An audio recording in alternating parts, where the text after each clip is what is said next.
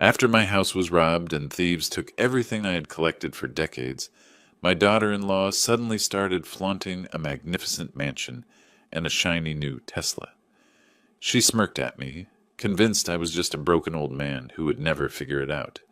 But I knew. This wasn't luck. I smiled back and quietly began executing my plan. Exactly 3 days later, she was pounding on my door, screaming hysterically, "I hate you! Stop this right now!" Before continuing, subscribe to our new channel, where we tell stories about men who take revenge on their insolent children, sons-in-law, and daughters-in-law. My name is Vernon Curtis. I'm 67 years old, and I live in the Buckhead district of Atlanta, Georgia. Spent 38 years as an insurance inspector before retirement, specializing in fraud investigation. That job taught me one simple truth. People will lie about anything if there's money involved. I just never thought my own family would prove that point. My son Curtis, yes, we share a name, his mother's idea, moved back in with me 3 years ago with his wife, Amanda. He's 38 now, works as a sales manager at a car dealership. Or worked, I should say. Amanda is 35, blonde, beautiful in that cold porcelain doll way. She hasn't worked since they got married 5 years ago. Said she was focusing on building their future. I paid the bills, cooked dinners, kept the house running. They contributed exactly nothing. Curtis wasn't always like this. When he was young, he'd wait by the window for me to come home from work. We'd throw a football in the yard until dark.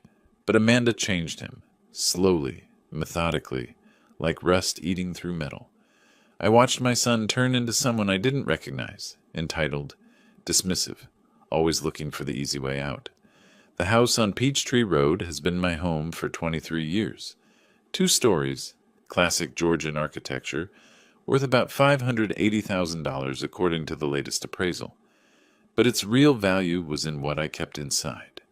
My collection of antique pocket watches. 73 timepieces, some dating back to the 1800s. I'd spent decades finding them, restoring them, learning their histories. Each one was a small piece of frozen time. Amanda would walk past my workshop without a glance. Curtis stopped asking about the collection years ago. That should have told me something. It was a Tuesday morning when I came home from my weekly coffee with old colleagues. The front door was ajar, not broken, just open. My stomach dropped. The alarm system was disarmed, properly with the code. Someone had turned it off from the inside. I stepped through the door and knew immediately. The house felt wrong, violated. My workshop was destroyed. Every drawer pulled open, every cabinet ransacked. The glass display cases, shattered. 73 pocket watches, gone. All of them. The empty cases lay scattered across the floor like broken promises. They'd also taken my late mother's jewelry from the bedroom safe. Knew exactly where it was, exactly how to open it. The combination was written down in exactly one place, a notebook I kept in my desk drawer. Someone had found it, used it, and left. Cash from my emergency fund. $12,000 gone. Total loss? Roughly $85,000. I called the police first, then my insurance company, Southern States Insurance, where I still knew half the adjusters. My hands shook as I dialed, not from fear, from rage. The responding officer was young, maybe 25. Officer Davis. He walked through the scene with me, taking notes. Any signs of forced entry, Mr. Curtis? None. They knew the alarm code. Who has access to that code? Just me, and my son and his wife. They live here. Davis's pen paused on his notepad. Where are they now? Work, I assume. We'll need to speak with them. Rule them out. Standard procedure. I nodded, but something cold was already forming in my gut. The professionals who did this knew exactly what to take, exactly where to find it, exactly how to disable the security. That kind of precision doesn't come from random burglars. Curtis and Amanda came home that evening. I was sitting in the living room, surrounded by police tape and fingerprint dust. "Oh my goodness," Amanda gasped, hand flying to her mouth. "Vernon, what happened?" Her performance was flawless. The shocked concern, the trembling voice, the way she gripped Curtis's arm for support. If I hadn't spent 4 decades catching liars, I might have believed her. Curtis looked genuinely shaken. Dad, are you okay? Did they hurt you? I was out. They took the watches, all of them, your grandmother's jewelry, the cash. Amanda sat down heavily. That's terrible. Those watches were priceless. Not priceless. $73,000 worth, according to my last appraisal, plus $12,000 in cash and jewelry, valued at roughly $9,500. I watched her face carefully as I listed the numbers. Nothing. Not a flicker. Either she was innocent, or she was very, very good. The police questioned them separately. Standard procedure. Curtis was nervous but cooperative. Amanda was calm, helpful, appropriately distressed. They both claimed they'd been at work all day. The dealership would confirm Curtis's alibi. Amanda had been running errands. No specific timeline, no witnesses. After the police left, Amanda made tea. Brought me a cup with 2 sugars, exactly how I like it. We'll get through this, she said softly. Family sticks together. I looked at her perfect smile and thought about the alarm code, the safe combination, the surgical precision of the theft. Yes, I said. Family. The insurance adjuster came the next day. Catherine Hopkins, 44, sharp as a tack. We'd worked together on dozens of cases before my retirement. Vernon, she said, reviewing her notes, this is a significant claim. We'll need complete documentation of the collection. I have photographs, receipts, appraisal certificates. Everything's documented. Good. That'll speed things up. She looked around the workshop. The thieves knew what they were doing. Professionals. Or someone with inside knowledge. She met my eyes. No forced entry. Alarm disabled properly. Safe opened with the combination. I'm aware of the implications, Catherine. She nodded slowly. The investigation will take a few weeks. We'll process the claim as quickly as possible, but given the circumstances... I understand. Do your job. I'd do the same. After she left, I sat in my workshop among the broken glass and empty cases. 38 years investigating insurance fraud had taught me to recognize patterns. This wasn't random. This was planned, calculated, personal. I just didn't want to believe my own son could do this to me. Not yet. The week after the burglary, I couldn't sleep.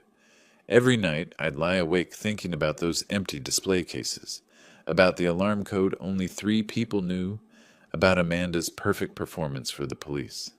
I kept replaying a memory from 6 months ago. Curtis and Amanda in the kitchen talking in low voices. I'd come in for water, and they'd stopped mid-sentence.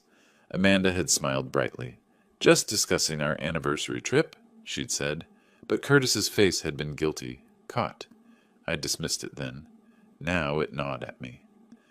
The following week, I drove to the hardware store for new locks. The route took me past the Tesla dealership on Peachtree. That's when I saw her, Amanda, standing next to a gleaming black Tesla Model X, laughing with a salesman. She was signing papers. I pulled into the lot and parked where she couldn't see me. Watched her hand over documents. Watched the salesman shake her hand. Watched her run her fingers along the car's hood, like she was caressing a lover. A Tesla Model X. Base price around $94,000. My son made $52,000 a year. Amanda didn't work. They had no savings. I knew because Curtis had asked me for a loan just 2 months ago to cover credit card debt. I sat in my truck until she drove away in that shining new car, and something inside me went very still and very cold. That evening I drove through Buckhead trying to clear my head, took a wrong turn and ended up on West Paces Ferry Road, one of the most expensive streets in Atlanta. And there it was, a sold sign in front of a magnificent 3-story mansion with a circular driveway and white columns. The sign was recent, still crisp. Curtis's car was in the driveway. I drove past slowly, my mind racing. A house like that on West Paces Ferry would be at least $1,200,000. Probably more. They'd robbed me barely a week ago, and now they had a Tesla and a mansion. I went home and did what I do best. I investigated. Property records are public in Georgia. Took me 20 minutes to confirm it. The house at 1523 West Paces Ferry Road had sold for exactly $1,200,000. Buyers, Curtis and Amanda Curtis.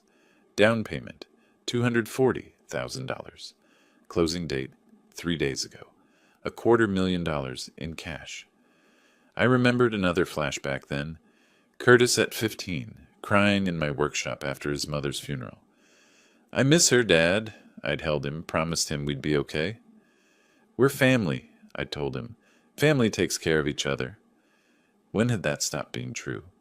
I heard their car pull up around 8. They were laughing. Actually laughing.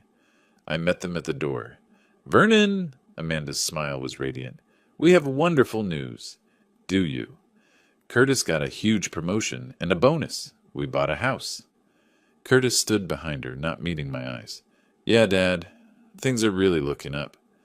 "A house on West Paces Ferry Road," I said quietly. "And a new Tesla. Quite a promotion." Amanda's smile didn't waver. "Curtis is very talented. His dealership is finally recognizing that." $240,000 down payment. Must have been some bonus. Plus Curtis's commission from the last quarter. We've been saving. The lie was so smooth, so confident, she actually believed I'd swallow it. What dealership pays a $52,000 a year sales manager enough to afford a $1,200,000 house and a $94,000 car in the same week? Curtis finally looked at me. "Dad, it's complicated. Business finances, you wouldn't—" "I spent 38 years investigating fraud, son. Try me." Amanda's expression shifted, still smiling, but colder now. "It's our money, Vernon, our business. Curtis works very hard." "I'm sure he does." I kept my voice level. "Congratulations on your windfall. Quite the coincidence. 1 week after someone robbed this house." "Are you accusing us of something?" Her voice turned to ice. "I'm observing timing. The insurance adjusters will do the same." Curtis stepped forward. "Dad, we had nothing to do with the robbery. We were cleared by the police." "Alibis are easy to arrange when you hire the right people." Amanda's mask finally cracked. "This is ridiculous. We don't have to stand here and be insulted." "No," I agreed. "You have a mansion to move into. Don't let me keep you." They left. The house felt emptier than it had, even with all my treasures gone. I sat in my workshop that night, surrounded by empty cases, and made a decision. If they wanted to play games with insurance fraud, they'd pick the wrong mark. I knew every trick, every loophole, every way to trace money and prove conspiracy. I'd spent a career putting criminals behind bars. The fact that this particular criminal was my son didn't change the fundamentals. I pulled out my phone and scrolled through my contacts. Stopped at a name I hadn't called in 5 years. Gerald Mitchell. Private investigator, former police detective, specialized in financial crimes. My finger hovered over the call button. In my mind, I saw Curtis at 8 years old, showing me a drawing he'd made. "Look, Dad, it's us." 2 stick figures throwing a football. Then I saw Amanda's cold smile, saw the Tesla, saw the mansion bought with my stolen property. I pressed dial. "Gerald, it's Vernon Curtis. I need your help with something. How much do you charge for a full surveillance package?" "Vernon, long time. Depends on the scope. What are we talking about?" "Insurance fraud, conspiracy, probably involving organized crime connections. The targets are family." A pause. "Family?" "My son and his wife. I think they staged the robbery of my house to collect insurance money. They just bought a $1,200,000 house and a Tesla with cash I think they're planning to get from my claim." "That's serious? I'll need to verify everything, build an airtight case." "I know. I'm not interested in revenge. I'm interested in justice. My rate is $175 an hour plus expenses. A case like this? Figure $3,500 minimum to start." "Do it." After I hung up, I sat in the darkness of my workshop. The empty display cases caught the moonlight. Curtis and Amanda thought they'd won. Thought the old man was too broken, too trusting to see the truth. They were about to learn what 38 years of investigating criminals had taught me. I smiled in the dark. The game was just beginning.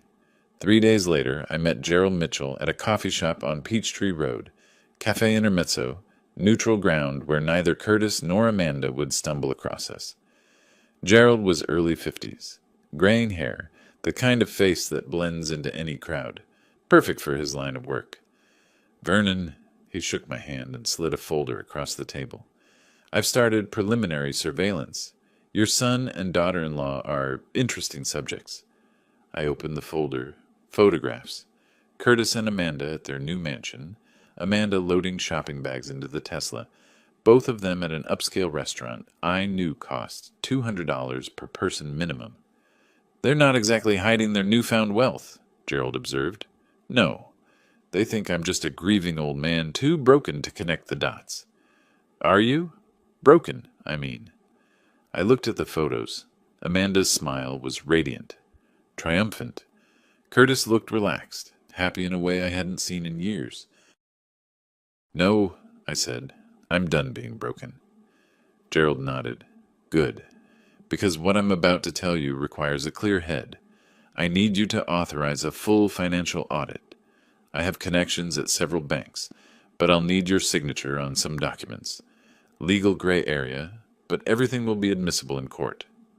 What are we looking for? Money trails?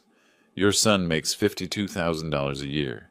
Even with perfect credit and zero debt, which he doesn't have, no bank would approve him for that mortgage without serious capital. Someone funded that down payment. I signed the papers he pushed across the table. How much? For the full package? Financial audit? Surveillance? Background checks on known associates? $3,500 up front, then $175 per hour for active surveillance. I wrote him a check without hesitation. Money I'd saved for retirement, for emergencies. This qualified. One more thing, I said. I need a lawyer, someone who specializes in insurance fraud and civil litigation. Gerald smiled. I know just the person. That evening, Amanda called. Her voice was honey-sweet. Vernon, Curtis and I are having a housewarming party this Saturday. You simply must come. It would mean so much to us. I could hear the smugness underneath the sweetness. She wanted me to see their success, wanted to rub my face in it. What time? I asked. 7 o'clock. And Vernon? It's formal. Do you still have your navy suit? The one I'd worn to my retirement party, to my mother's funeral, to every important occasion for the last 20 years. I'll find something appropriate. Wonderful. See you then? I hung up and looked around my workshop. The empty display cases seemed to stare back at me, accusing. But I wasn't that victim anymore. I was becoming something else, something patient, something methodical, something they should have feared.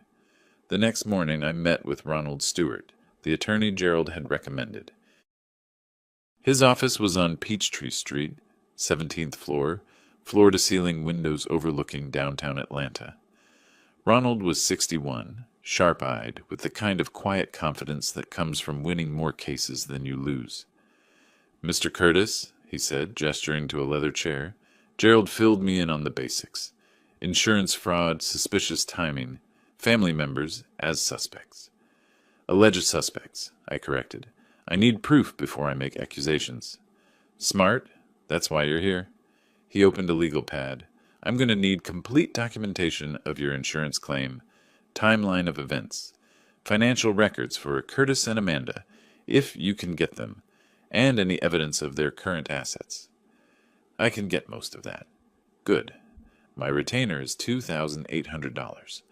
That covers initial consultation, document review, and preparation of legal strategy. If we move forward with civil litigation, costs will increase substantially. I understand. I wrote another check. My retirement savings were disappearing fast, but I didn't care. Some things are worth more than money. Ronald studied me over his reading glasses. Vernon, I have to ask, are you prepared for where this might lead? If they're guilty, if we prove fraud, you're looking at criminal charges, prison time. Your son could go to jail. My son made his choice when he robbed me. Fair enough, he made a note. We'll start with the financial audit. Once we have concrete evidence of where their money came from, we can build from there. That Saturday, I drove to the mansion on West Paces Ferry Road. The circular driveway was packed with luxury cars. Mercedes, BMWs, another Tesla. The house was lit up like a palace, music drifting through the spring evening. Amanda met me at the door in a designer dress that probably cost more than my monthly pension. "Vernon, you came." She kissed my cheek, her perfume overwhelming. Come in, come in. Let me show you around." The foyer alone was bigger than my living room. Marble floors, crystal chandelier, a staircase that curved up to the second floor like something from a movie. The living room had 20-foot ceilings, modern art on the walls, furniture that looked expensive and uncomfortable. "Isn't it magnificent?" Amanda gushed, leading me through room after room. "We got such a good deal on the furniture. Curtis has been working so hard." I smiled and nodded, playing the proud father. But I was cataloging everything. The $8,000 sectional sofa, the imported Italian tile in the kitchen, the Sub-Zero refrigerator, the wine cellar stocked with bottles I recognized as collectibles. Rough estimate, they'd spent $150,000 furnishing this place. Minimum. Curtis found me in the study, looking at his new mahogany desk. "Hey, Dad, what do you think?" "It's impressive, son. Must have cost a fortune." He laughed, nervous. Amanda has good taste, sometimes too good. "Where'd you say this promotion money came from?" "Regional sales performance bonus. Top producer in the Southeast District." The lie came so easily now, not even a flicker of guilt. "That's quite an achievement. Your dealership must value you highly." "They do. Finally." He looked around the study, avoiding my eyes. "I know it's fast, moving out and everything, but Amanda and we needed our own space, to build our future." "I understand completely." I spent 2 hours at that party, smiling, congratulating them, playing the part of the foolish old man who believed their lies. All the while I was watching, observing, taking mental notes, the way Amanda bragged about their good fortune to the other guests, how Curtis drank too much and got loud about his business success, the expensive catering, the premium liquor, the casual displays of wealth that didn't match a car salesman's salary. They were performing, badly, and everyone was watching. When I left, Amanda hugged me. "Thank you for coming, Vernon.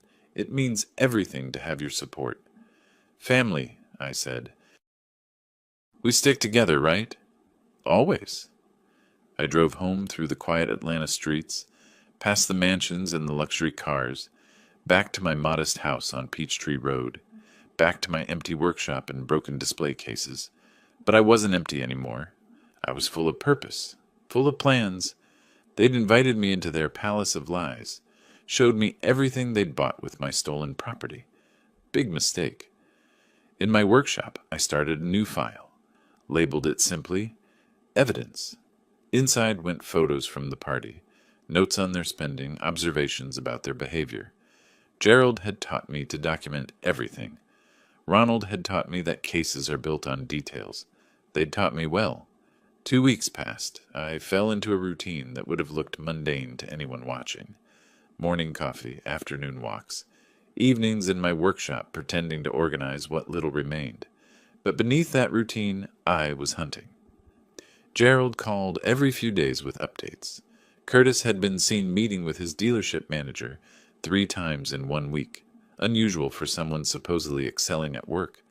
Amanda spent her days shopping, lunching with friends at expensive restaurants, posting photos of her new life on social media. "She's documenting everything herself," Gerald said with amusement, "making our job easier." "Arrogance," I replied. "They think they've won." "Let them think that. Confident criminals make mistakes." I started noticing other things too, small details I'd overlooked before. The way Amanda would sometimes slip documents into her purse when she thought I wasn't looking, back when they still lived with me. How Curtis would take phone calls in the garage, speaking in low, urgent tones. The bank statements I'd seen once, briefly, showing multiple transfers to an account I didn't recognize. I dismissed it all as normal married couple finances. Private business. Now I saw it for what it was. Conspiracy. One afternoon, while Curtis and Amanda were out, I walked through my house, their old living space. Amanda had been careless during their move. In the trash, I found a receipt from the tavern at Phipps, a bar in Buckhead, dated 2 months before the robbery. Nothing suspicious on its own except the total, $187 for 3 people. 3 people. Curtis, Amanda, and who? I photographed it and sent it to Gerald. His response came an hour later. Interesting. I'll check it out. The following week, Ronald called me to his office. We've completed the preliminary financial audit, he said, spreading documents across his desk. And Vernon, it's worse than we thought. How bad? The down payment on the house, $240,000, came from a newly opened offshore account in the Bahamas, opened 3 months ago in Amanda's name only. My stomach clenched. 3 months before the robbery. Exactly. The account currently holds $847,000. I did the math instantly. My stolen property, $85,000.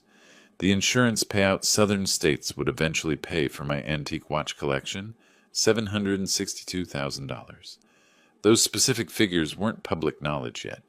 The insurance company was still processing my claim.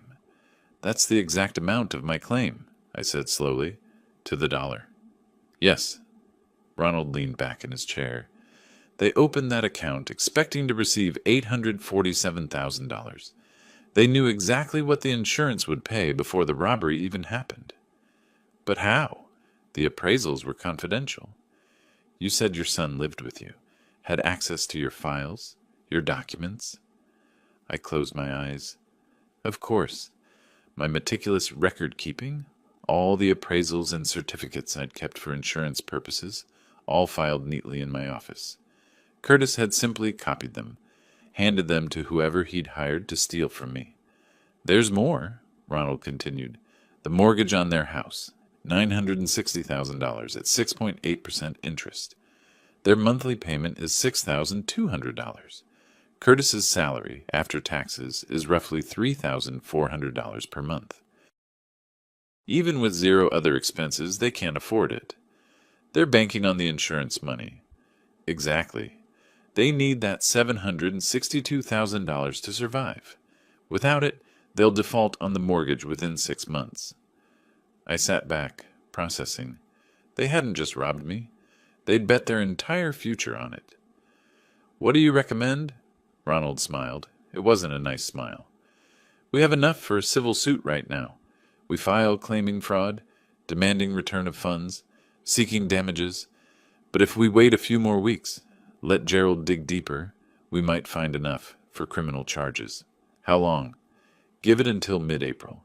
If Gerald finds what I think he'll find, evidence of who they hired to commit the burglary, proof of conspiracy, we can hand this to the FBI. Insurance fraud over $100,000 is a federal crime. The FBI, I let that sink in. My son would go to prison. Your son robbed you. He conspired to commit insurance fraud. He gambled with your property and your trust. Ronald's voice was firm. The question isn't whether he deserves consequences. It's whether you're willing to deliver them. I thought about Curtis at 8, showing me his drawings. At 15, crying over his mother. At 25, promising to make me proud. Then I thought about the empty display cases, the violated safe, Amanda's triumphant smile. I'm willing, I said. That night, Gerald called with an update I hadn't expected. I found your third person, the one at the tavern at Phipps. Who? Mark Walker, known associate of organized crime, specializes in high-end burglaries. Been arrested 4 times, convicted once, currently on parole. My blood ran cold. They hired a professional criminal. More than that. I pulled surveillance footage from the bar's parking lot. Took some creative persuasion, but I got it. There's your son, clear as day, handing Mark Walker an envelope. They talked for 40 minutes, 2 months before your house was robbed. Can you prove what was in the envelope? Not yet. But I'm working on it. Mark Walker has a pattern. He always gets paid half up front, half after the job. If your son paid him, there'll be a record somewhere.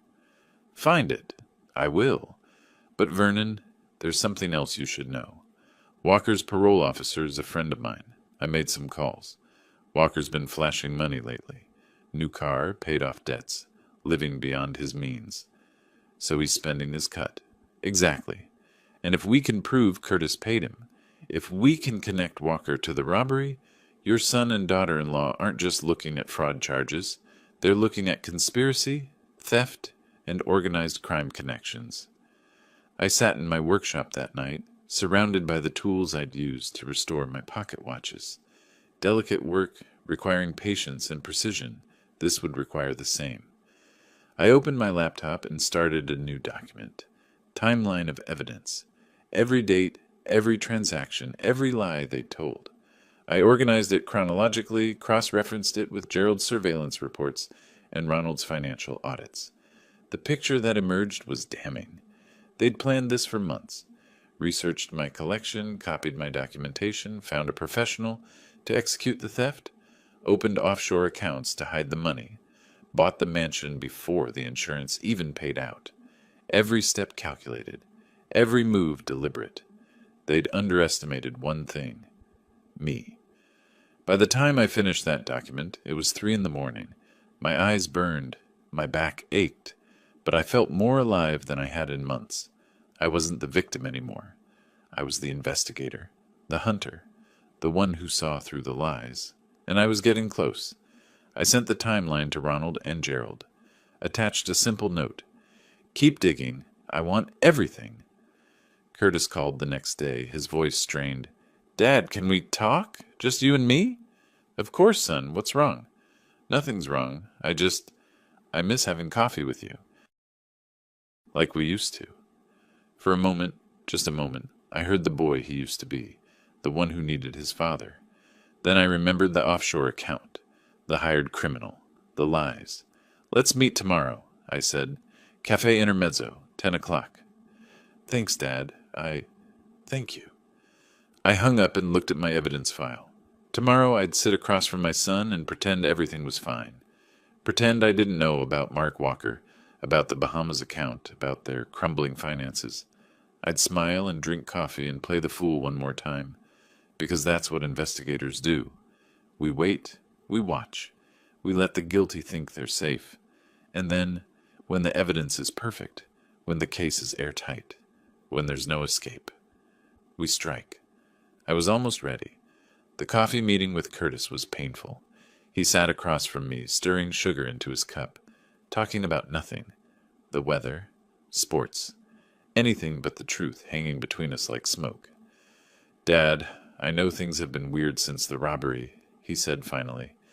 I just want you to know, we're here for you, Amanda and I. I watched him lie to my face and felt nothing. Not anger, not sadness, just cold calculation. I appreciate that, son. Have you heard anything from the insurance company? About the claim? There it was, the real reason for this meeting. Catherine's still processing everything. These things take time. Relief flooded his face. Of course. Yeah.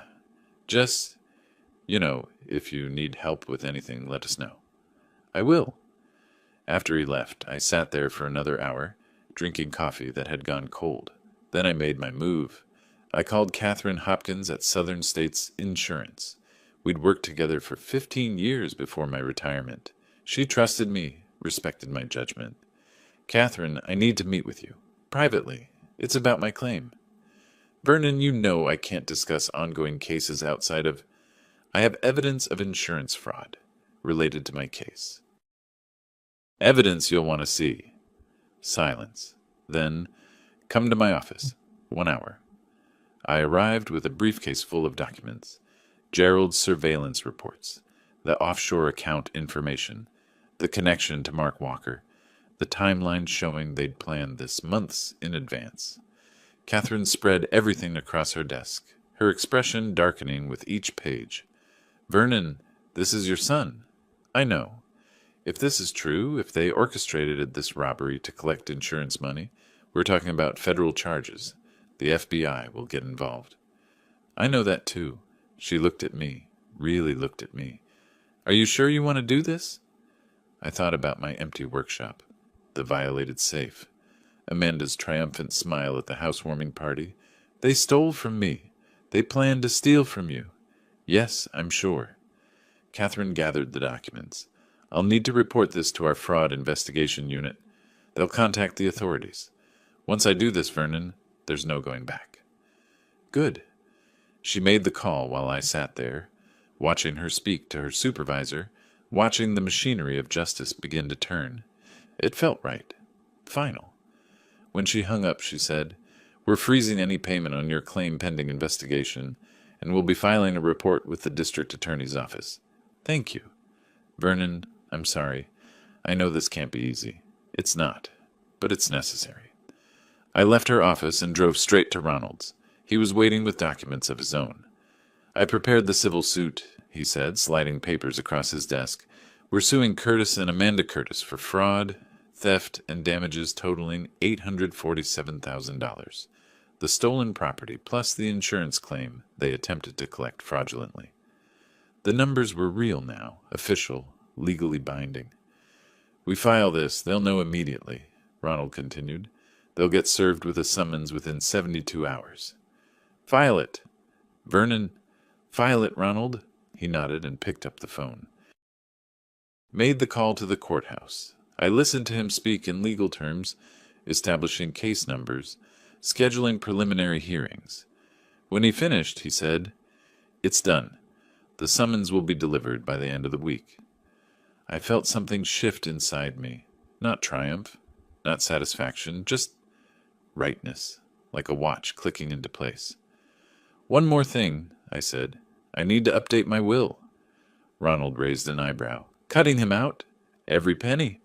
I want it documented, notarized, filed properly. Curtis gets nothing when I die. I'll draw up the paperwork. That evening I sat in my workshop with a glass of whiskey, something I rarely did, and looked at the empty cases. Soon, very soon, Curtis and Amanda would know I knew.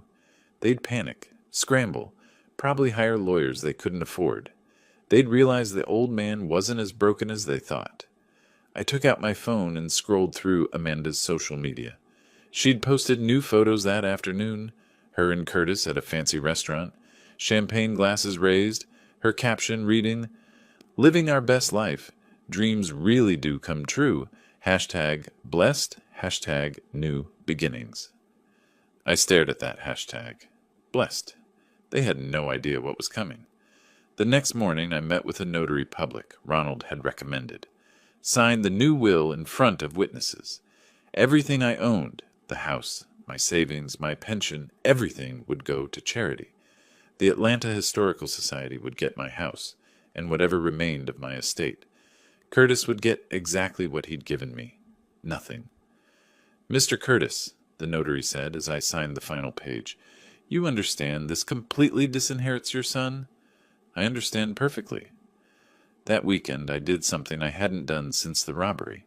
I went to my favorite antique shop in Virginia Highland, a place I'd spent countless Saturday mornings over the years. The owner, Thomas Bennett, greeted me with genuine concern. Vernon, I heard about the robbery. I'm so sorry about your collection. Thank you, Thomas. If you're looking to rebuild, I have some pieces that might interest you. Not today. Today I'm just visiting. I walked through the shop, looking at pocket watches I couldn't afford to buy anymore. I'd spent my savings on lawyers and investigators. But I didn't feel sad. I felt purposeful. My collection was gone, but I'd get justice. And somehow, that was enough. On the drive home, my phone rang. Gerald. Vernon, I have something you need to hear. Can you come by my office? On my way. Gerald's office was in a strip mall in Chambly, unpretentious and functional. He met me at the door with a laptop. I got the security footage from the tavern at Phipps. Took some convincing and a few favors, but I got it. He played the video. Grainy, black and white, but clear enough. Curtis sitting in a booth with Mark Walker, talking for 30 minutes.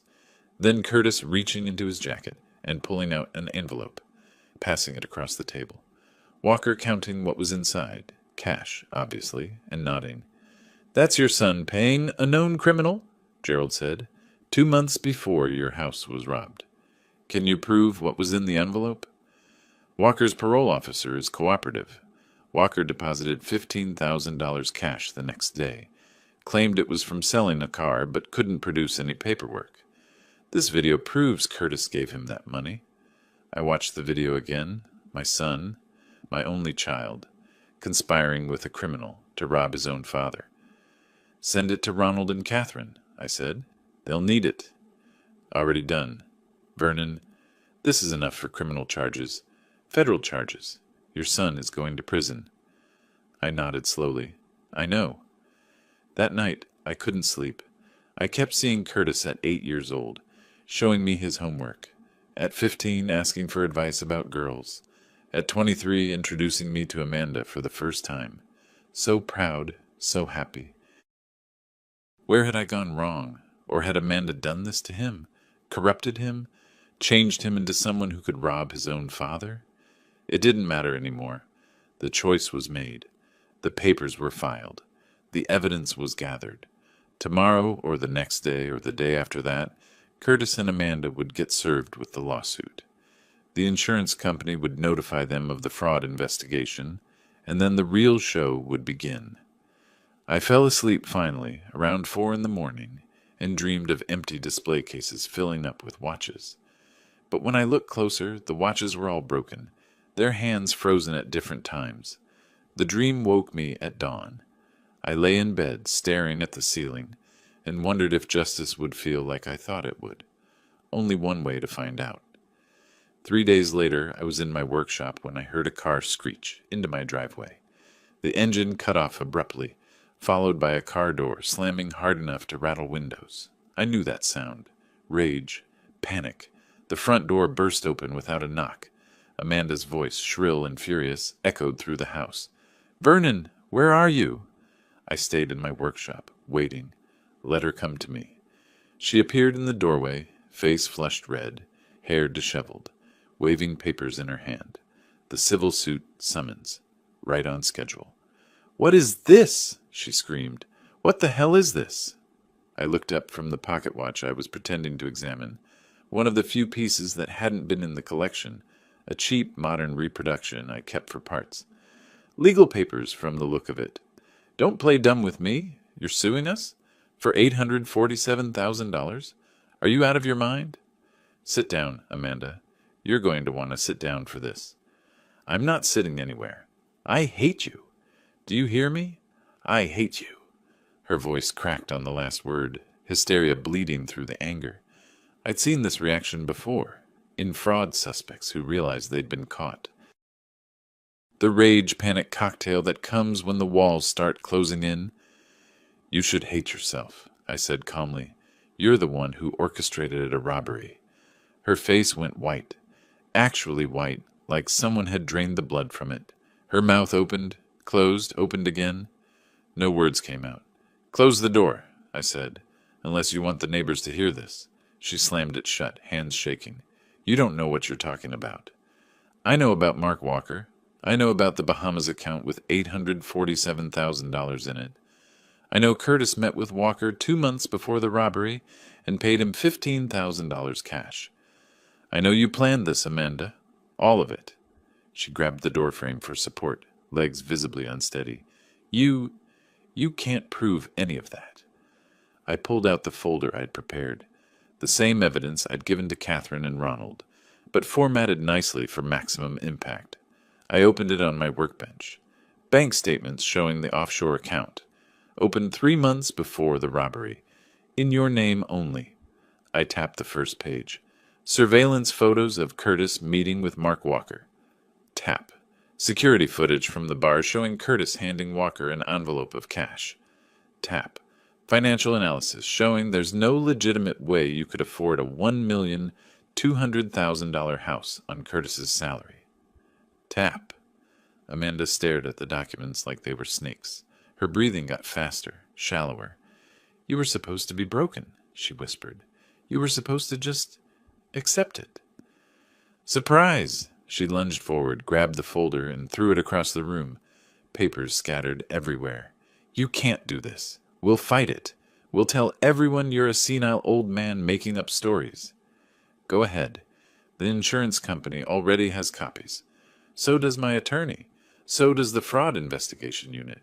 You throwing a tantrum in my workshop doesn't change the evidence. Her face transformed. The rage collapsed into something that looked almost like fear. Real, genuine fear. Her eyes went wide, pupils dilated, and I watched her really realize, that she was caught. There's more, I said quietly. The insurance company has frozen your claim. They're filing criminal charges for insurance fraud. That's a federal offense, Amanda. FBI involvement. Prison time. No. She shook her head frantically. No, no, no. You have to stop this. You have to call them back and tell them it's a mistake. It's not a mistake. You robbed me. You hired someone to break into my home and steal my property.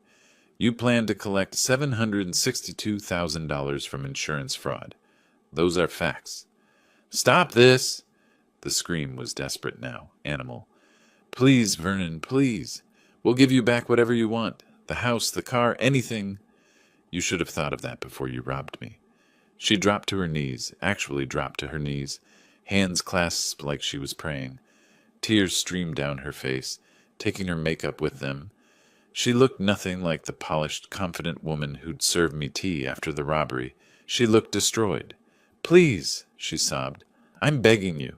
Curtis will go to prison. We'll lose everything. Please.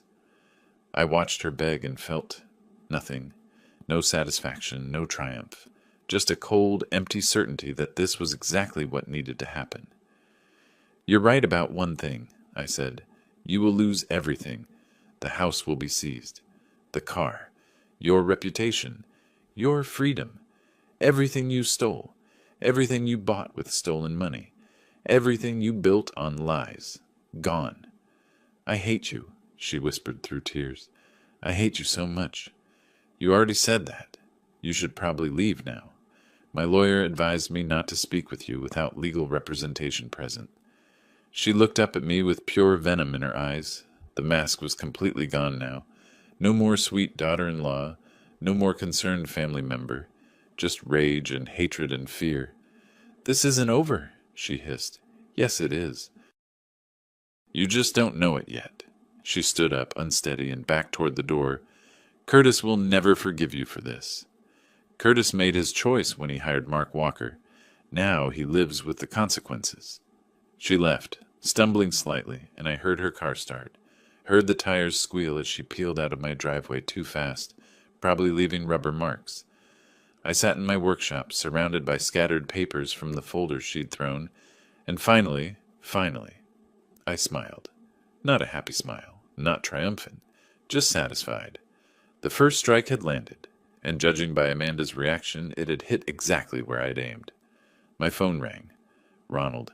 Vernon, I just got a call from Southern States Insurance. The fraud investigation unit contacted the FBI. They're opening a formal case. Good. There's more. Curtis and Amanda just hired Philip Graham, criminal defense attorney, very expensive. They paid him a $25,000 retainer. Money they don't have. Exactly. They're in full panic mode. This is going to get ugly. I looked at my empty display cases, remembered Amanda's face when she realized she was caught, thought about Curtis somewhere right now, learning the same truth. It's already ugly, I said. Now it's just getting even. A week after Amanda's meltdown in my workshop, Curtis called. Not Amanda this time. Him. Dad, can we meet? Please. I need to talk to you. His voice sounded broken, small, like the boy who used to call me when he had nightmares. Where? Anywhere you want. Coffee shop, your house. I don't care. Please. We met at my house the next afternoon. I opened the door to find my son looking like he'd aged 10 years in a week. Dark circles under his eyes, wrinkled clothes, stubble on his face. He'd lost weight. Dad, he said, and his voice cracked. I let him in, but didn't offer coffee. Didn't pretend this was a social visit. We sat in the living room. Curtis kept twisting his hands together, not looking at me. I'm sorry, he finally said. I'm so sorry. I never wanted... I didn't think... You didn't think I'd find out? I didn't think you'd... He swallowed hard. Please, Dad. Please drop the lawsuit. We'll make it right. We'll sell the house, the car, give you everything. Just please stop this. I watched him beg and remembered Amanda doing the same thing a week ago. Same desperation. Same realization that their perfect plan had collapsed. No. Dad, please. You hired a professional criminal to rob me. You opened offshore accounts to hide stolen money. You planned this for months, and you thought I was too stupid, too old, too broken to see it. Curtis's face crumpled. Tears started running down his cheeks. I know. It was wrong. Amanda said, she said it would be easy, that you'd never know, that the insurance would pay and you'd get the money back eventually anyway. So this was Amanda's idea? He nodded, wiping his eyes like a child. She wanted the mansion, the lifestyle. She said we deserved it, that you were sitting on all this money in the house and the collection, and you weren't even using it. She found Mark Walker, set everything up. I went along with it. You went along with robbing your father. I'm weak. The words came out in a sob. I know I'm weak. I've always been weak. But, Dad, please. Amanda's talking about leaving me. The dealership fired me. We're drowning in debt. The FBI called yesterday. We're going to lose everything. You already lost everything. The moment you decided to steal from me. He fell to his knees. Actually fell to his knees, right there in my living room. I'm begging you. I'll do anything. Community service, pay you back, anything. Just drop the charges, please. I'm your son. I looked at him kneeling on my floor and thought about all the times I'd saved him, paid his debts, covered his mistakes, let him live in my house rent-free while he got on his feet. This was different. You stopped being my son when you hired Mark Walker. Don't say that. Please don't say that. I changed my will, Curtis. Everything goes to charity when I die. You get nothing. His face went white. What? You wanted my money so badly you were willing to steal it. Now you'll never have it. Not $1. Dad, no. Get out of my house. Please, get out. He stood up slowly, unsteady, like a man who'd been punched in the gut. Looked at me with devastated eyes. I love you, Dad. If you loved me, you wouldn't have robbed me. He left. I heard his car start, heard him drive away, and sat in the silence of my living room for a long time. That same afternoon, Ronald called with news. Southern States Insurance just filed formal criminal charges with the district attorney's office. Insurance fraud, conspiracy to commit theft, and filing false claims. The DA's taking it seriously.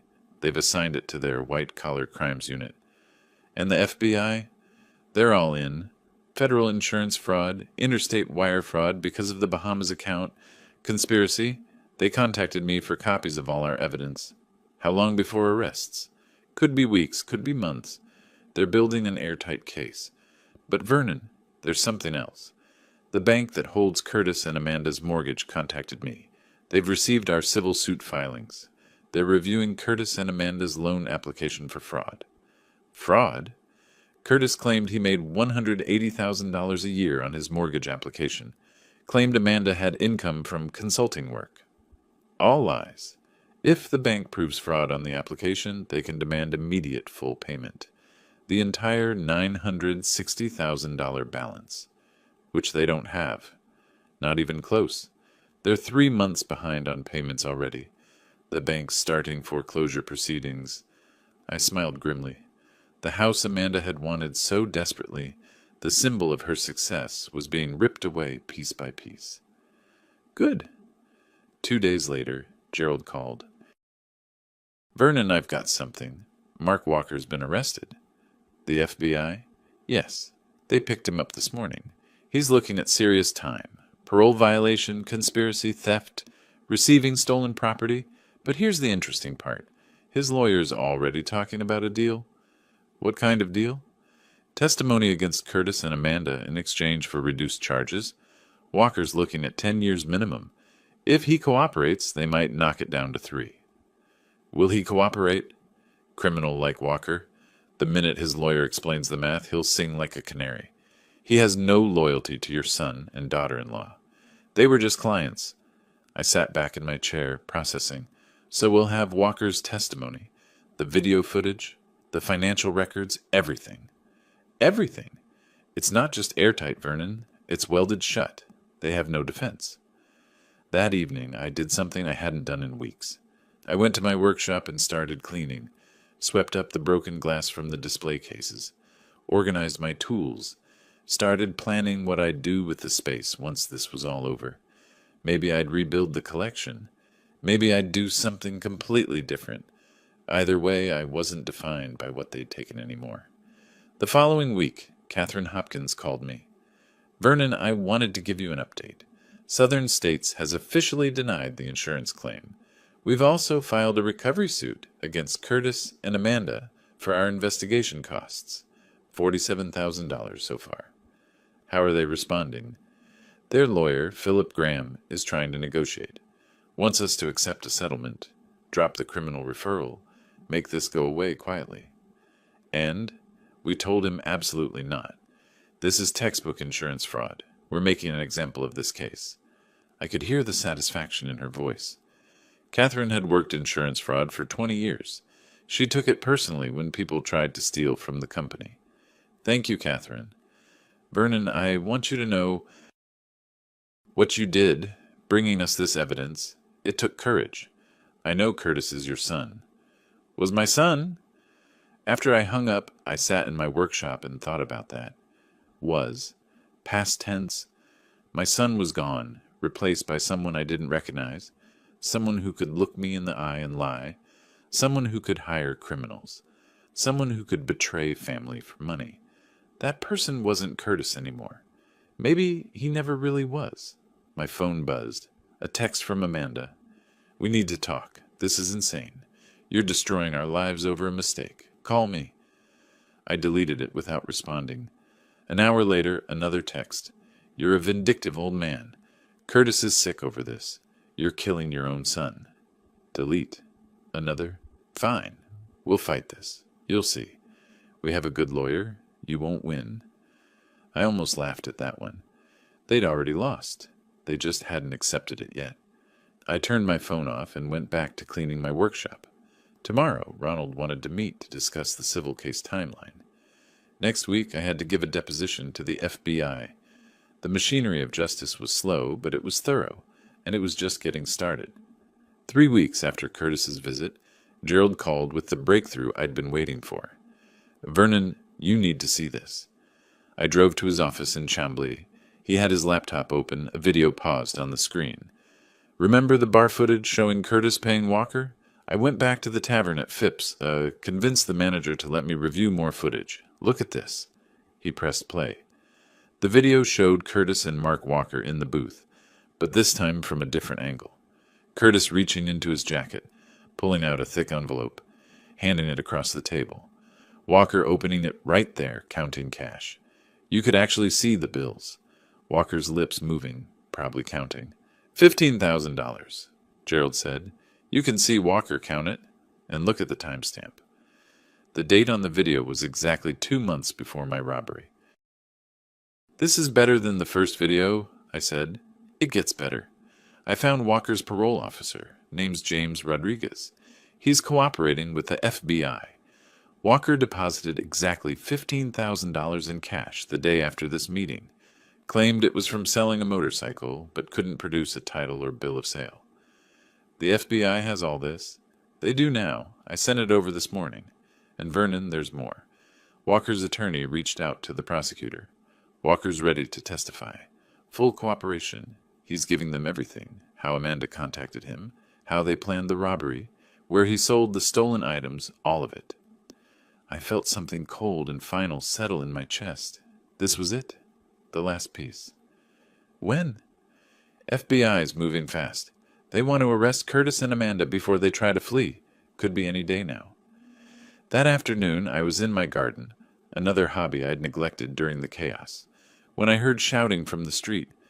I looked up to see Amanda's Tesla screech to a stop in front of my house. She got out, stormed up my driveway. Her hair was a mess, mascara smudged.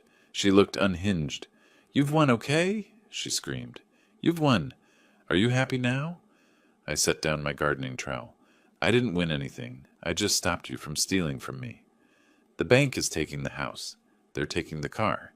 Curtis lost his job. We have nothing. Nothing. You have each other, and Mark Walker's testimony. Don't forget that. Her face went slack. What? Mark Walker. He's cooperating with the FBI, telling them everything, how you contacted him, how you planned the robbery, how much you paid him. She grabbed the fence for support. No, he wouldn't. We paid him. He doesn't talk. That's the deal. The deal was before he got arrested for federal crimes, before he was looking at 10 years in prison. Criminals don't have loyalty, Amanda. They have survival instincts. You're lying. Call the FBI. Ask them yourself. She pulled out her phone with shaking hands. I watched her try to dial, saw her fingers miss the numbers twice before she gave up. This is all your fault, she said. We would have been fine. The insurance would have paid. You would have gotten your money back. Everyone would have been happy. Except I would have been robbed, and you would have committed fraud. It's just money, just stupid money. It's my money, my property, my trust, and you stole all of it. She started crying ugly, desperate sobs. I can't go to prison. I can't. Do you know what they do to people like me in prison? You should have thought of that before you hired Mark Walker. I hate you, she said through tears. I wish you had died instead of Curtis's mother. I wish... Get off my property. No, you're going to listen to me. You're a miserable old man who couldn't accept that your son found happiness. You're jealous and vindictive, and I said get off my property. Now, or I call the police. She stared at me, chest heaving, face red and wet with tears. Then she turned and ran back to her car. Peeled out again, tires squealing. I went back to my gardening. That evening, Ronald called. Vernon, Curtis tried to sell the Tesla today. The dealership called the bank. Turns out there's a lien on it because of the pending civil suit. Plus the car loan. He can't sell it. How much does he owe on the loan? $78,000. The car's worth maybe $80,000 now with the mileage they've put on it. After the loan payoff and selling costs, they'd clear maybe $500. So they're trapped. Completely. The house is in foreclosure. The car can't be sold. Curtis has no job. Amanda's trying to get work, but no one's hiring someone with pending federal charges. Their lawyer bills are piling up. Philip Graham isn't cheap. They're drowning. Good. Vernon, I should warn you. People this desperate do unpredictable things. You might want to... I'm fine, Ronald. They're not dangerous. Just stupid. 2 days later, I found out how stupid. Gerald called at 6 in the morning. Turn on the news, Channel 2. I turned on the TV local news. The headline made me sit down. Buckhead couple arrested in insurance fraud scheme. The video showed FBI agents leading Curtis and Amanda out of their mansion in handcuffs. Amanda was crying, trying to hide her face. Curtis looked straight ahead, expression blank, dead-eyed. The reporter's voice. Curtis, 38, and Amanda Curtis, 35, were arrested this morning on federal charges of insurance fraud, conspiracy, and filing false claims. The FBI alleges the couple orchestrated the robbery of Curtis's father's home to collect insurance money. If convicted, they face up to 10 years in federal prison. The camera panned to show the mansion. The for sale sign now had a bank-owned foreclosure banner across it. I watched my son get loaded into an FBI vehicle and felt relief. It was over. The investigation, the waiting, the wondering if they'd somehow escape. Over. My phone rang. Catherine Hopkins. Vernon, I assume you've seen the news. I have. The FBI moved fast. Walker's testimony sealed it. They couldn't risk Curtis and Amanda fleeing once they knew Walker was cooperating. What happens now? Arraignment. Probably this afternoon. They'll plead not guilty, get released on bail if they can afford it, which they probably can't. Then it's a waiting game for trial. But Vernon, with Walker's testimony, the video evidence, the financial records, the prosecutor said they're hoping for a plea deal. They don't want to waste resources on a trial they've already won. How long? For a plea deal? Could be weeks, could be months. Federal system moves slower than state. After I hung up, I sat in my living room and thought about Curtis at 8 years old. at 15, at 25. All the versions of my son who'd existed before Amanda, before greed, before betrayal. Those versions were gone now. Maybe they'd been gone for years, and I just hadn't wanted to see it. My phone buzzed. A text from an unknown number. "This is Philip Graham, Curtis and Amanda's attorney. We need to discuss a settlement. Please call me." I deleted it. Settlement time was over. Now came justice. The civil trial happened first, about 3 weeks after the arrest. I sat in the courtroom, Fulton County Superior Court, downtown Atlanta, watching Curtis and Amanda at the defendant's table. They looked smaller somehow, diminished. Curtis wore a cheap suit I didn't recognize. Amanda's designer clothes were gone, replaced by something off the rack from a discount store. Their lawyer, Philip Graham, looked tired, defeated before the battle even started. Ronald presented our case methodically. The stolen property valued at $85,000. The attempted insurance fraud of $762,000. The offshore account. The conspiracy with Mark Walker. The video evidence. The financial records. Philip Graham tried to argue, claimed there was no direct proof Curtis and Amanda had orchestrated the robbery. Suggested Mark Walker was lying to save himself. The judge, Honorable Margaret Chen, 58, no-nonsense veteran of the bench, wasn't buying it. "Counsel," she said, interrupting Graham's argument, "your clients opened an offshore account with exactly $847,000, 3 months before the robbery. That's the exact total of the stolen property, plus the insurance claim. Are you suggesting that's coincidence?" Graham opened his mouth, closed it. "Your Honor, And the video evidence showing Mr. Curtis paying Mr. Walker $15,000 in cash 2 months before the robbery. Also, coincidence?" The defense would argue, "Save it for the criminal trial, Mr. Graham. This is civil court. Preponderance of evidence. And the evidence here is overwhelming." I watched Curtis sink lower in his chair, watched Amanda grip the table, knuckles white. Judge Chen ruled from the bench. Didn't even take time to deliberate. "I find for the plaintiff, Vernon Curtis, in the amount of $847,000 in damages plus $43,000 in legal and investigative costs, for a total judgment of $890,000. Furthermore, I'm placing immediate liens on all property owned by the defendants, including the residence at 1523 West Paces, Ferry Road, and the vehicle, a Tesla Model X. These assets will be seized and sold at auction to satisfy the judgment." The gavel came down. Final. Absolute. Amanda made a sound, something between a gasp and a sob. Curtis just sat there, staring at the table. Outside the courtroom, Ronald shook my hand. "Congratulations, Vernon. That's as clean a victory as I've ever seen." "When will the auction happen?" 30 days. The bank has first claim on the house because of the mortgage, but there should be enough left over to cover a significant portion of your judgment. The Tesla will go toward the rest." I nodded. It wasn't about the money anymore. It was about watching their palace of lies get dismantled, brick by brick. The following week I got a call I'd been waiting for. "Gerald, Vernon, you're going to want to hear this. The FBI recovered your collection." I almost dropped the phone. "What?" "Mark Walker kept everything in a storage unit in Marietta. FBI raided it yesterday as part of his plea agreement. They found all 73 pocket watches, your mother's jewelry, even the cash. Well, $8,000 of it. Walker spent the rest."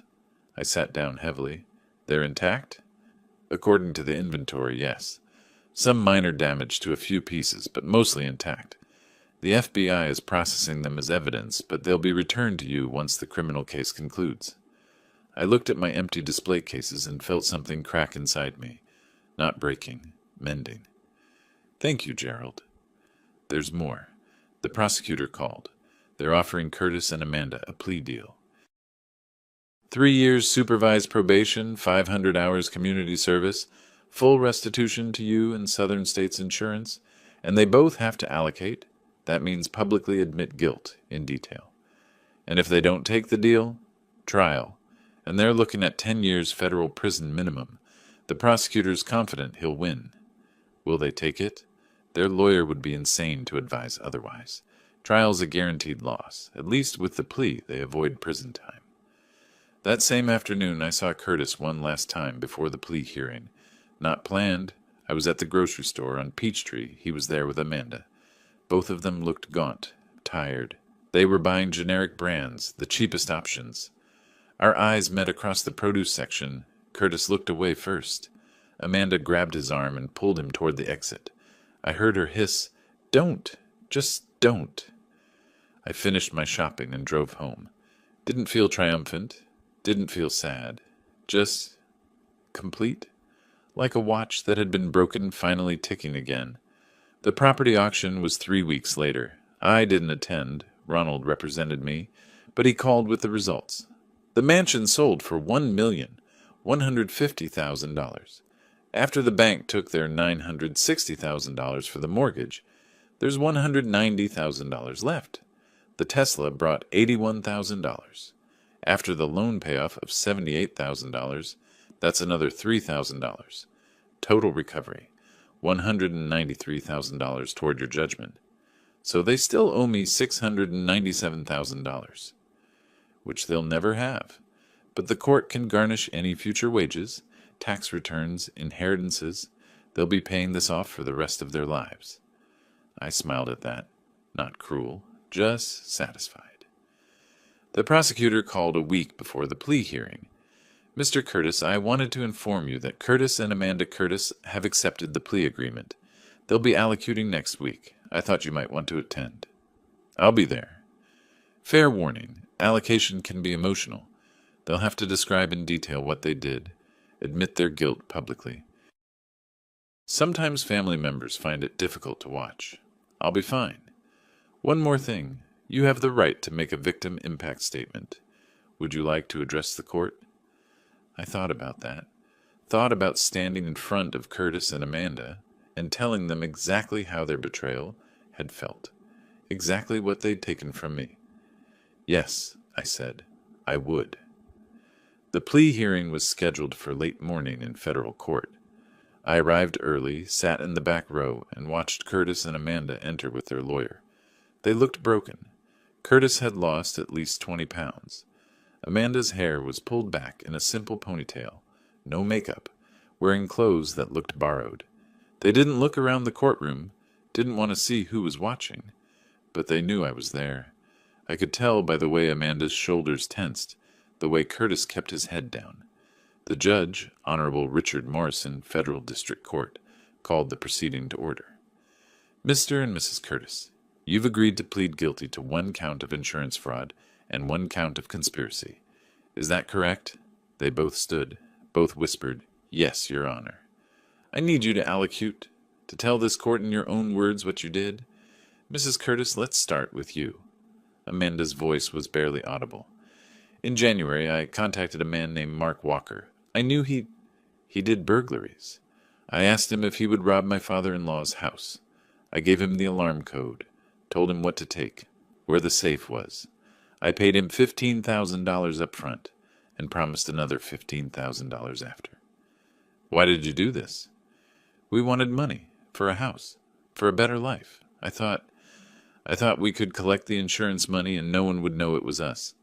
"Mr. Curtis, what was your role?" Curtis's voice cracked. "I met with Mark Walker, gave him the money my wife got from cash advances on credit cards. I gave him copies of the appraisals for my dad's collection so he'd know what to take. I knew what we were doing was wrong. I did it anyway." Judge Morrison's face was granite. "You conspired to rob your own father, a man who, according to these records, had supported you financially for years, who let you live in his home rent-free." Curtis nodded, tears running down his face. "Yes, Your Honor." "And you, Mrs. Curtis, you planned this crime in detail, opened offshore accounts to hide the proceeds, bought a mansion and luxury car before the insurance even paid out." "Yes, Your Honor." Amanda's voice was barely a whisper. "This court has reviewed the plea agreement. 3 years supervised probation, 500 hours of community service, and full restitution of $890,000 to Vernon Curtis, plus $120,000 to Southern States Insurance. You'll be making monthly payments for likely the rest of your lives. Do you understand? Yes, Your Honor. The judge turned to me. Mr. Curtis, you have the right to address the court. Would you like to make a statement? I stood up, walked to the front of the courtroom, stood 10 feet from Curtis and Amanda at their table. Curtis finally looked at me. His eyes were red, devastated. I spoke calmly, clearly. Your Honor, I worked as an insurance inspector for 38 years. I investigated hundreds of fraud cases. I sent dozens of criminals to prison. I never thought I'd be investigating my own son. What Curtis and Amanda did wasn't just theft. It was betrayal. They lived in my home, at my table, pretended to care about me while planning to rob me. They hired a criminal to violate my home, to steal items I'd spent decades collecting. Items that meant something to me, memories, history. They didn't just steal money. They stole my trust, my sense of safety in my own home, my relationship with my son. I want this court to know that I don't forgive them. I don't accept their apologies. They made their choices. Now they face the consequences. That's justice. I sat back down. Judge Morrison nodded slowly. The court accepts the plea. Defendants are hereby sentenced to 3 years supervised probation, 500 hours community service, and restitution as specified in the agreement. You're both fortunate Mr. Curtis didn't push for prison time. Dismissed. The gavel fell. Curtis and Amanda stood there looking at each other, no relief on their faces, just empty acceptance. Amanda turned toward me as they left the courtroom. Our eyes met. I saw everything in that look. Hatred, regret, defeat. She opened her mouth like she wanted to say something. I just looked at her, said nothing. She turned away. Outside the courthouse, Ronald was waiting. Well done, Vernon. That was powerful. It needed to be said. There's one more piece of good news. The FBI evidence release was processed this morning. Your pocket watches and your mother's jewelry are being returned to you. You can pick them up tomorrow. The next day, I drove to the FBI field office in Chambly. An agent led me to a room where 73 pocket watches were laid out on a table in clear evidence bags.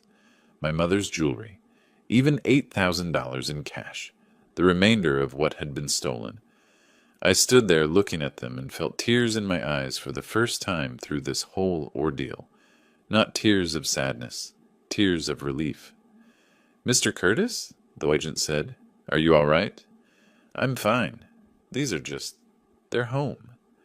I spent the next 2 weeks carefully restoring each piece, cleaning them, checking their mechanisms, returning them to the display cases in my workshop. Some had minor damage, scratches, broken chains, but nothing irreparable. By the time I finished, it was late summer. The Georgia heat pressed against the windows of my workshop, but inside, everything was cool and quiet and right. I sat at my workbench with an 1887 Waltham pocket watch, the one my grandfather had carried, carefully adjusting its escapement. The tiny gears clicked into place with a satisfying precision. Behind me, the display cases gleamed. 73 timepieces, each one telling its own story, each one home where it belonged. My phone rang. Catherine Hopkins. Vernon, I wanted to let you know the final restitution payment to Southern States came through. Curtis and Amanda's first payment, $850. Only $119,150 to go. She laughed dryly. At this rate, we'll be paid off sometime around 2060. Good. Let them pay. You sound satisfied. I am. Justice was served. Everything else is just details. After I hung up, I went back to the watch, set the time, wound the spring, listened to it tick. Steady, reliable, honest, like it had always been, like things should be. I thought about Curtis and Amanda somewhere in Atlanta, probably in a cheap apartment, working minimum wage jobs, making those monthly restitution payments, spending their weekends doing court-ordered community service, living with the criminal records that would follow them forever. I didn't feel guilty, didn't feel cruel. I felt right. They'd made their choices, chose greed over family, chose betrayal over honesty, chose quick money over integrity, and now they lived with those choices. I picked up another watch, an 1892 Elgin, beautiful silver case with railroad certification stamps, and started cleaning it. The work was meditative, peaceful. Outside my workshop window, I could see my garden, the flowers I'd been tending. Beyond that, the street where I'd lived for 23 years. My home, my sanctuary. They'd tried to take it from me, tried to reduce me to a victim, a mark, a foolish old man. They'd learned otherwise. I smiled and returned to my work, surrounded by the ticking of 73 pocket watches, each one marking time, each one a small victory against those who thought they could steal what wasn't theirs. Justice had been served, and time, as always, kept moving forward. If you like this story, subscribe to our new channel and listen to a few stories there. You can find the link to it in the collaboration or description of this video or in the comments. Subscribe so you don't lose us, because this channel may soon cease to exist.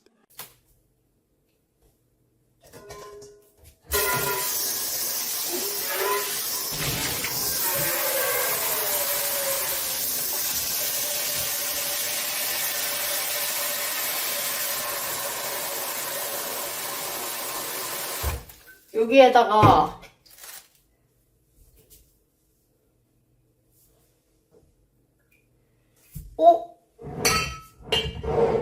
야, 내 식초 어디 갔냐? 쉣!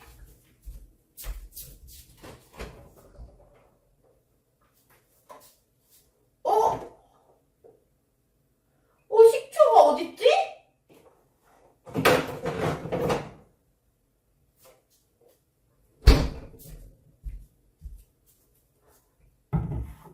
식초가 없는데 홍초로 해도 돼요? 식초 해도 돼요? 오케이. 아니 어차피 깨끗이 하기만 하면 되잖아. 맞지? 인정이지? 홍초